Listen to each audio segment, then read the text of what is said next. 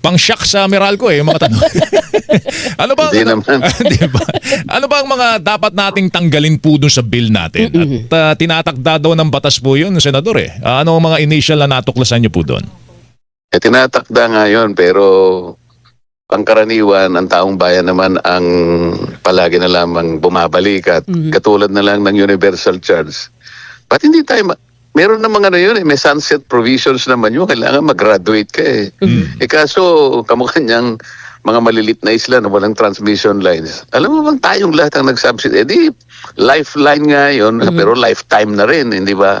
Dapat mayroong may pamamaraan para sa ganun. Pag nag-transmission na nagkaroon ng transmission line, di wala na yung mga iba-ibang bayarin na naka-unbundle sa ating mga monthly bills. Para ka ako maiwasan na lahat yan, yung lifeline rate na kung, alam mo kung magkano ang binibigay nila, parang 20 kilowatts per month, kilowatt hours. Sabi ko sa kanya, 2 bumbilya lang ang pwedeng magamit ng taong mahirap. Gawin nating 200 kilowatt hours per month. Yan ang talaga. Pagkatapos, alisin na lahat natin ang mga subsidies na yan. Okay, pero saan dapat ikarga yan? Kanino dapat Sino ikarga? sasagot? Sino sasagot niyan? Pwede, yung gobyerno, isa-subsidize na nga yun eh. So tatanggalin Kasi po ang ang matitipid burden. natin doon, ang puhunan lang ng gobyerno, between 100 to 120 billion pesos per year. Yung mga ayuda nila, alam mo, pag kinuwenta mo, AIX, TOPAD, AKAP, MAIPIP, kung ano-ano, ang dami niyan. 600 billion pesos per annum. Wow. Hindi naman napupunta ka ako sa mga tinatarget nyo. Yung karamihan dyan, nakukurap pa yan. Tapos ine-epal pa ng mga politiko. Samantalang itong sinasabi ko sa inyo na intervention, hindi na kayo magkakamali doon sa mga listahan ninyo kasi diretsong pumupunta sa mga households. Monthly yun. Halimbawa, i-convert mo yung 200 kilowatt hours per month. Palagay mo na lang na ang monetary value niyan 2,500 pesos a month. Yun ang natitipid ngayon ng tao, ng isang pamilyang mahirap. Maliit siguro yun sa panukat ng iba, pero malaking bagay sa kanila na monthly, dumarating sa kanila, hindi inaabot ng politiko. Pero Galing na sa subsidy sa gobyerno yun. Pero Senator, Nakakatipid pa ang gobyerno. Ayaw ba natin yung ganun? ang sinasabi niyo po, alisin ng ibang ayuda, dito na lang tayo sa libreng kuryente na hanggang 200 kilowatt per hour kada pamilya. Yes, Weng. Papalitan ko na lahat. Wala na ako yung AX, wala na yung TUPAD, wala na yung MAIPIP, wala na kung ano-ano yung mga overacting na yan. 600 billion pesos per annum. Pag pinagsama-sama mo yan, mga 4-piece, blah, blah, blah, ganyan. Buti pa ka. Ito, diretso na sa pamilya. Oo, mas maganda nga po. 200, 2,500 kung yun ang katapat ng 200 kilowatt hours per month. Okay, pero ang unang thrust natin ngayon sa Senator Marcoleta ay yung tanggalin sa mga power consumers na ordinaryo yung pagsalo ng mga subsidiya dito sa lifeline rate. Yung po ba kayang gawin yun ngayon na kasalukuyang Kongreso? Kayang gawin nyo, pero ang liit nun, Weng eh. Maliit yun eh. Oo. So, Walang impact yun. Isa ngayon, yung pagpitada ng, yung 100. ng gasolina, wala yun. Okay. Pero kung halimbawa, tanggalin mo yung 12% VAT, na inaadhika ko rin yan. Kasi dalawa yung aking panukalang batas yan eh. Tanggalin mo yung 12% VAT sa kuryente, immediately, mararamdaman ng tao yan. Hindi lang yung household wing, pati yung mga small, maski malalaking small and big businessmen, mararamdaman niya kagad yung pagbaba ng kuryente, sisigla yung kanyang negosyo, mapapalaki niya yon. Alam mo na, pag sumigla ang negosyo, pero chain reaction yan eh. Maraming magtatrabaho, maraming kita, maraming bibilhin na goods, maraming magtitinda. Iikot sa ekonomiya yun eh. Lalago ang ekonomiya eh. Pero Senator, sa production po ng kuryente hanggang makarating sa bahay natin, di ba meron kang production, may transmission, ay generation, transmission, distribution, hindi ba? Lahat po yun, bawat stage na yun, may 12% VAT. Sinasabi niyo po, lahat yun tatanggalin. Oo naman. So magiging Yun malinis naman, na alam mo, layo nila ng batas, Weng, Joel. Yes po. To provide quality, secure, reliable, and affordable electric power. Paano mo kukontrahin yung affordability? Ano ba ang affordable? Mura, abot kaya, kayang-kaya. Jesus Maria Joseph po Kailan ba ginawa yung IPIRA na yun? Napakatagal na. 2002 pa yata. 25 taon na yata Yes. nakararaan. Opo.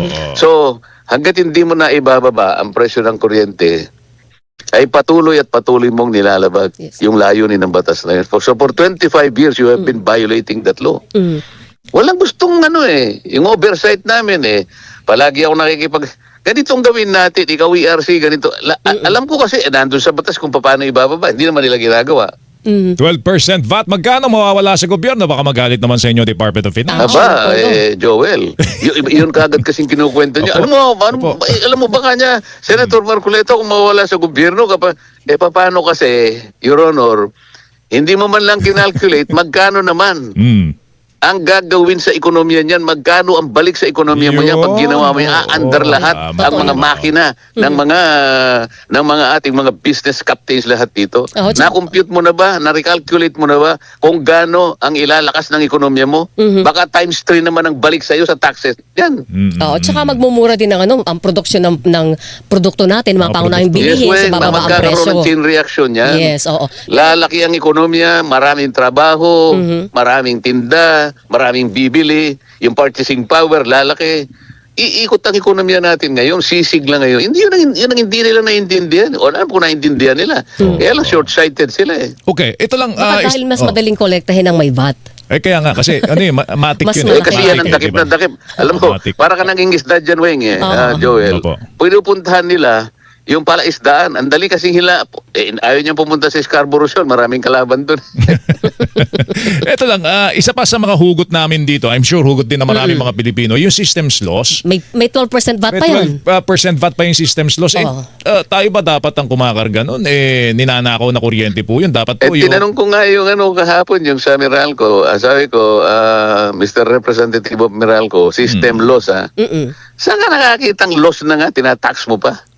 Dito lang sa Pilipinas, merong ganon. Wala nga, loss Pagka loss pa, tinatax mo. Hindi niya masasagot yun. At saka sinabi ko, ang Korte Suprema, merong isang mahalagang desisyon dyan.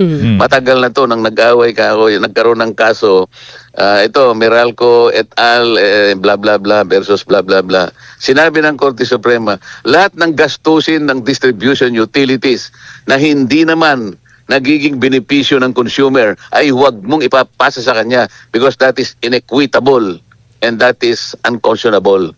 Desisyon yun ng Korte Suprema. Sabi ko yun, ninakaw na kuryente ba? Naging benepisyo sa consumer?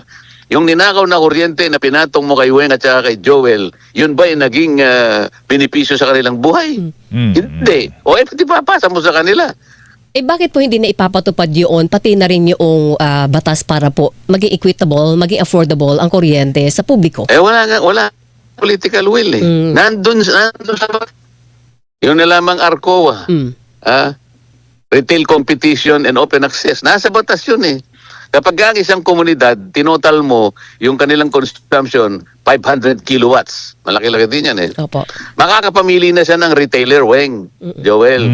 Hindi man nila hindi nila ikinakalat yung impormasyon na yan sa mga kanayunan, sa lahat ng mga Hindi na alalaman yan kasi makakapamili ka. Halimbawa, sa village mo, Weng, Joel, tinotal ng inyong HOA president, 592 kilowatts pala yung total natin. Hindi kilowatt hours, kilowatts. Yes.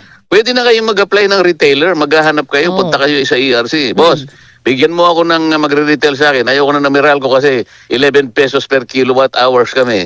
Merong lumitaw na, boss, ako 850 lang. Edi yun ang kunin mo. Nakakatipid kayo, di ba? Hindi nila pinapalaganap yan.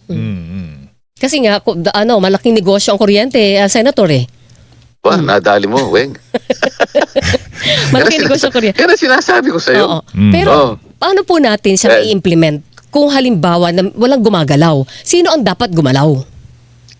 Hindi nga kailangan yung ipatupad lang natin ang batas. Exactly. Hindi naman pinapatupad ng maayos Anong gagawin mo? So nasa gobyerno sabi nila kailangan renewable tayo para sa ganun mapangalagaan natin ang environment. Tama naman yun. Wala ko kontra doon. By 2030, sabi niya ganun. 40% na ng ating pinagkukunan ng kuryente ay dapat sa mga renewables na clean energy. Ayos naman yun. By 2040, kailangan 50% renewable, yung mga solar, mga wind, hydro, yung mga ganyan. O nai-incentivize ba yung gumagawa ng kuryente papunta sa renewable? Yung mga regulasyon ba malinaw? Para sa gano'n yung tinatarget nating ratio ng ating energy source talagang manggaling sa renewable. Okay. Senator, kahapon yung hearing ninyo, dahil nagkaroon ng bill shock, di ba, ang publiko. Paano po makakatulong yung pagdinig ng Senado? Ano ang purpose ng pagdinig ng Senado kahapon? Kasi ma-protect pinipilit ng ko, tao hindi sa naman ako bill shock. pinakikinggan. Sabi ko, ako sa tingin ko walang crisis Nagsimula pa lang tayo, sa opening pa lang natin, sinabi ko na sa inyo, paano nangyari in 2 weeks, bigla ninyo ka akong itinaas ang presyo ng gasolina at saka diesel from 55 halimbawa pesos per liter ang diesel, ginawa nyo 125. Paano ka ako alam mo, ayaw nilang ipaliwanag, hindi nila kayang ipaliwanag, pati DOE, naghihintay ang committee ng pagpapaliwanag, saan nyo kinuha yung 70 pesos per liter. Sabi ko, ito sa Singapore, these are independent data. At that time, nang una kaming nag-uusap, nasa 43 pesos. Nasa 43 pesos per liter ang diesel. Pagkatapos, CIF, halimbawa, nasa 15. Naglalaro between 45 to 55 to 50 pesos lang. Ba't ayaw nilang bumili sa Singapore? Nakatunga nga lahat yung mga oil companies. Sabi ko, pakicheck nyo nga po itong data na to. Kung mali po ito ay, sabihin po nyo sa akin kung mali ako. I will apologize to you. Palagi ko naman patatawarin nyo ako dahil sa kagustuhan ko lang makatulong. Kaya ako nagbibigay ng independent data sa inyo. Nobody question. Nobody validated. Kung binalidate nila, pwede palang bumili sa Singapore tank to vessel procedures. Di sana hindi ganitong katataas ang presyong ba't nyo ipinasa sa tao after 2 weeks? Where is the justification? Bakit nyo ginamit ang replacement cost as soon as you can? Meron pa tayong buffer stock, sabi ng Pangulo, ng 2 months. Yun ang ayaw nilang ipaliwanag. Pero ang gusto naming maramdaman yung epekto po ng hearing kahapon. Kailangan ibalik nila sa 55, kako. Hindi naman nila ako pinakikinggan. Walang justification, ibalik nyo sa 55. Ginawa ninyong 125, 130 nang wala kayong paliwanag. You owe it to the people. You have to explain why. And DOE rin. Ikwentahin naman ninyo. Kayo naman kakawin pinaka-ano dyan. Ang ERC Kayong po ba? DOE, meron kayong monitoring function. Meron kayong mandate. Binigyan kayo ng batas. Miski nakako sa rehimen ng oil deregulation, hindi ka ako helpless ang gobyerno. Meron kayong power. Basahin yung section 14 ninyo. Ang ng batas. ERC po ba pwedeng kumilos dito, Senator Marcoleta? Kasi nasa ilalim na lang naman nila ang kuryente, di ba? Energy Regulatory Commission. ERC. Magkwenta totoo sila ng dapat na tamang sinisingil lang sa taong bayan. Pwede ba yon? Pwede. Okay, Pwede yan. Well, bukas po, sweldo. Yung sweldo namin, naka-prenta na ho sa Meralco. Oo, laki. Opo, may utang pa kami. Kaya Senador, ang panawagan ho sana namin, magkaroon ng mabilis na epekto yung pagdinig natin kahapon, yung mga nasilip nating... Kasi nga, Joel, Weng, ang pagdinig, nako-concentrate, anong gagawin natin? Paano di-distribute yung subsidy? Ayoko na makisali doon napupunta ka agad sa mga, ano bang gagawin? Nagko-complain ng driver, nagko-complain ng tindera, nagko-complain lahat. Lahat naman Pati manager nga ng bangko nagko-complain sa taas ng kuryente. Sabi ko nga sa kanila, kung yung security guard ang nakausap ko, naintindihan ko siya. Manager ng bangko yun Nagko-complain sa akin. Sige.